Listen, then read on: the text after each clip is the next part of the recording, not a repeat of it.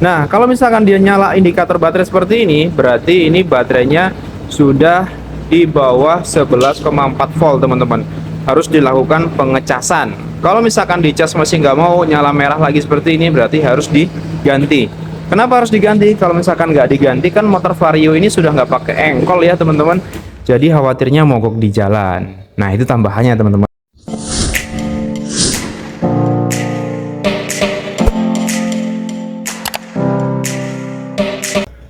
Assalamualaikum warahmatullahi wabarakatuh. Come back to my channel Azura Tutorial. Selamat datang teman-teman di channel Azura Tutorial, channel yang selalu memberikan informasi seputar otomotif dan tutorial menarik lainnya.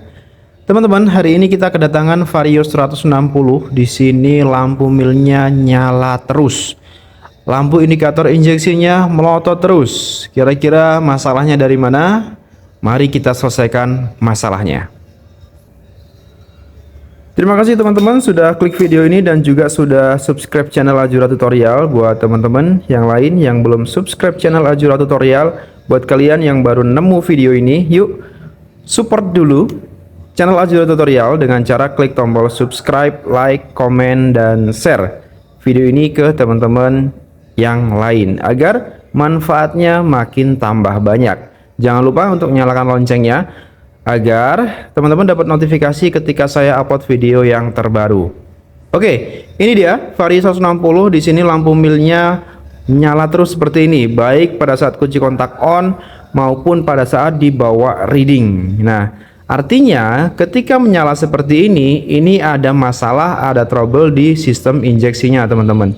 Nah, untuk injeksi yang ada di Honda di tahun-tahun ini ya, di Vario, kemudian di versi yang terbaru gitulah ya. Sekarang ini dia akan melotot seperti ini lampu milnya ketika dia ada masalah. Jadi untuk mengetahui masalahnya apa, harus dicolok SCS konektor, baru dia akan berkedip ngasih tahu apa yang rusak. Berbeda dengan tipe yang sebelumnya di Honda Beat 2014 sampai dengan 2016 ya kurang lebih. Itu ketika dikunci kontak on, ketika injeksinya ada masalah, maka lampu milnya akan ngedip sesuai dengan kode kerusakan yang ada. Misalkan 12 injektor, berarti dia akan langsung ngedip 12 tanpa dicolok SCS konektor. Tapi yang terbaru sekarang ini harus dicolok SCS konektor biar dia bisa ngedip seperti ini. Ini akan kita lakukan colok SCS konektor dulu agar lampunya mengedip dan ngasih tahu apa yang bermasalah. Oke, untuk mengetahui lokasi DLC data link konektor, di sini teman-teman harus membuka bagian cover baterai. Ada dua baut skrup, di sini satu dan di sini satu. Kemudian congkel aja keluar. Nah, maka teman-teman akan mendapatkan DLC-nya. Ini dia, seperti ini.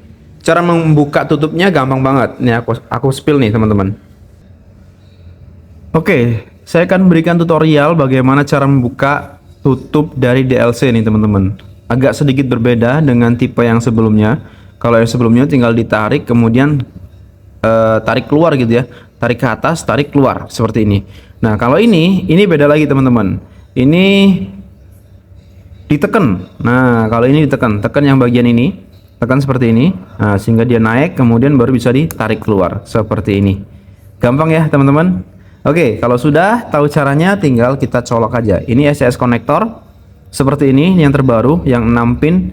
Kalau misalkan teman-teman mau colok secara manual juga bisa. Yang dicolok adalah kabel warna hijau dan kabel warna coklat di sini. Tapi ini pinnya sangat kecil, takutnya malah merusak, mending amannya pakai yang seperti ini. Ini bisa beli yang ini bisa bikin teman-teman. Bikin dari lampu bekas ya, lampu bekas LED ya.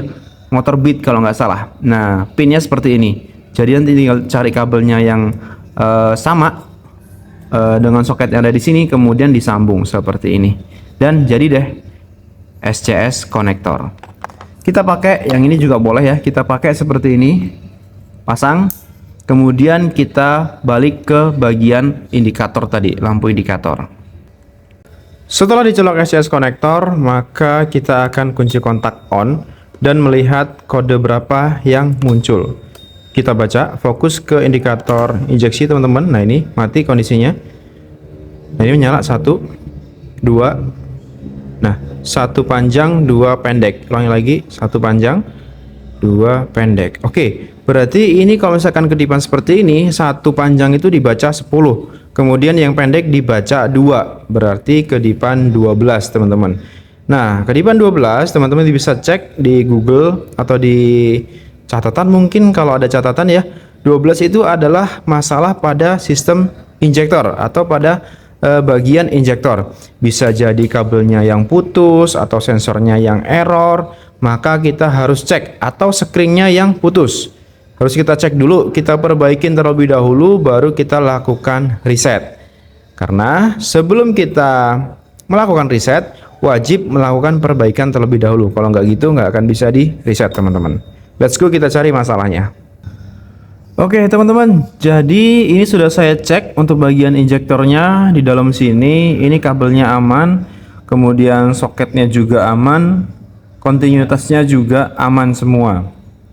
Nah, setelah saya cek di bagian injektornya sudah aman nih, lanjut saya cek di bagian fuse atau sekring. Nah, ini saya cek nih di area sekring, saya cari yang tulisannya adalah F atau P, F garis miring P tulisan INJ ya, injektor.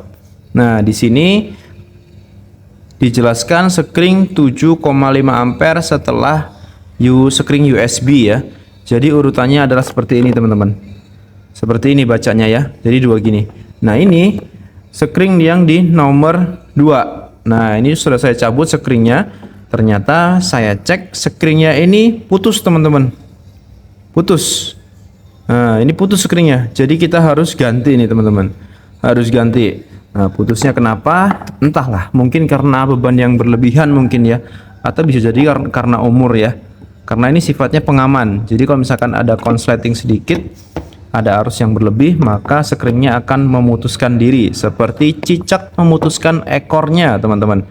Nah, di sini kita ganti sekringnya seperti ini. Masukin aja sekring yang baru. Pastikan bagus ya teman-teman sekringnya. Kemudian tinggal dipasang aja.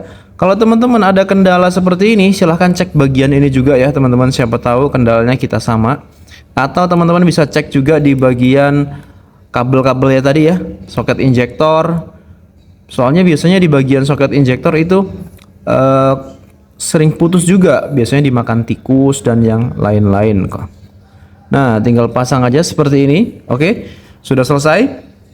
Kemudian kita pasang sekaligus SCS konektor, pasang lagi seperti ini, dan akan kita lakukan reset nih teman-teman. Resetnya seperti apa caranya? Ikutin terus. Oke, cara resetnya gampang banget teman-teman. Standby di bagian speedometer seperti ini, kemudian putar posisi kunci kontak ke on. Di bawah ini kunci kontaknya ke posisi on, tekan on, balik lagi ke bagian speedometer. Nah, di sini lampu mil akan berkedip ya. Nah, berkedipnya 12 sama seperti tadi. Kemudian kita geser ke bawah. Nah, itu dia, ke bagian SCS konektor. Nah, caranya adalah dengan cara mencabut SCS konektor dan pasangkan lagi. Jangan lebih dari 5 detik teman-teman. Yuk kita cabut.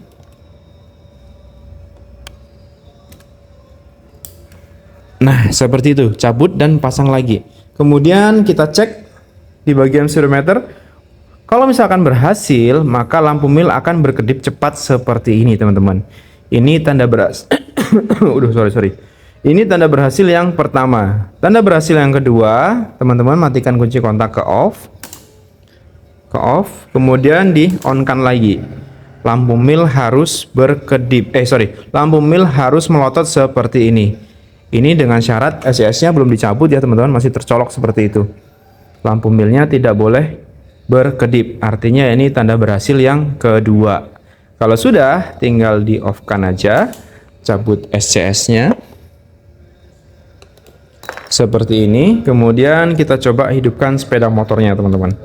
Apakah mau hidup atau tidak, seperti ini. Nah, ternyata mau hidup. Nah, kalau misalkan dia nyala indikator baterai seperti ini, berarti ini baterainya sudah di bawah 11,4 volt teman-teman. Harus dilakukan pengecasan. Kalau misalkan dicas masih nggak mau nyala merah lagi seperti ini, berarti harus diganti. Kenapa harus diganti? Kalau misalkan nggak diganti kan motor Vario ini sudah nggak pakai engkol ya teman-teman. Jadi khawatirnya mogok di jalan. Nah itu tambahannya teman-teman.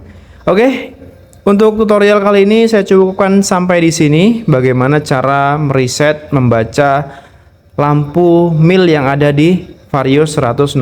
Semoga bermanfaat. Terima kasih. Assalamualaikum warahmatullahi wabarakatuh. Jangan lupa sholat 5 waktu.